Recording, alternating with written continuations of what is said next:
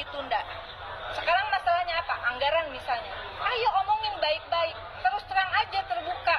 Anggarannya ada enggak? Mana yang ditanggung pusat, mana yang ditanggung daerah. Kalau daerah memang sanggup dan mereka adalah tenaga kerja fungsional yang sangat dibutuhkan di daerah, ya angkat, nggak ada alasan kayak gitu. Nah, saya khawatir jangan sampai ya BKN kemudian ini jadi ada retret untuk CASN.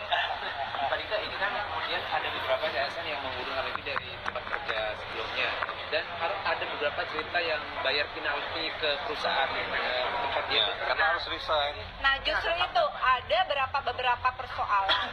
Pertama, mereka ini sekarang saya kerja tadi ya, yang kerja di perusahaan swasta yang gajinya cukup minimal UMR, oke lah, ya nanti dibahas dulu. Tapi yang penting ini adalah mereka yang sudah bekerja di fasilitas kesehatan, di sekolah-sekolah dengan gaji yang sangat minim.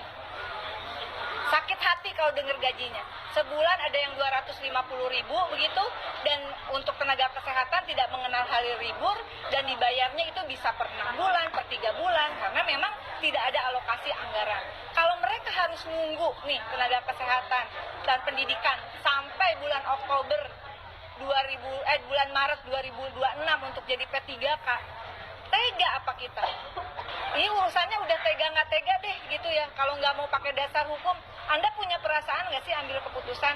Kemudian mereka yang ini ada yang CPNS atau P3K yang mereka dari pekerjaan sebelumnya sudah resign karena mereka mundur.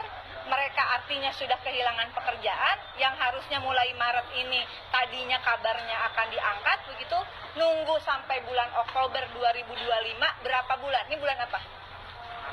Maret, April, Mei, Juni, Juli, Agustus, September, Oktober, 7 bulan. Ini juga boleh dong curiga dikit ya, apa ngindari THR?